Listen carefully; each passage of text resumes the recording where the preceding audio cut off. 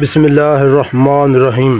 السلام علیکم دوستو، آج ہم نبی کریم صلی اللہ علیہ وآلہ وسلم کی 5 احادیث مبارکہ شیئر کرنے والے ہیں، تو اس ویڈیو کو زیادہ سے زیادہ شیئر کریں تاکہ دوسرے لوگوں کو بھی ان احادیث کے بارے میں پتہ چل سکے۔ جزاک اللہ۔ تو پیارے دوستو، سب سے پہلے نمبر پر ہے حضرت محمد صلی اللہ علیہ وآلہ وسلم نے ارشاد فرمایا، جو چیز سب سے زیادہ لوگوں کو جنت میں داخل کرے گی وہ اللہ تعالیٰ کا ڈر اور اچھا اخلاق ہے۔ ترمذی شریف۔ نمبر 2 پر ہے حضرت محمد صلی اللہ علیہ وآلہ وسلم نے فرمایا، مسلمان وہ ہے جس کی زبان اور ہاتھ سے دوسرے مسلمان محفوظ رہیں۔ بخاری مسلم۔ نمبر 3 پر ہے حضرت محمد صلی اللہ علیہ وآلہ وسلم نے فرمایا، جو کسی تنگ دست کو مہلت دے یا قرض معاف کر دے تو اس کو اللہ تعالیٰ اپنے عرش کے سایہ میں جگہ دے گا۔ مسلم۔ نمبر 4 پر ہے حضرت محمد صلی اللہ علیہ وآلہ وسلم نے فرمایا،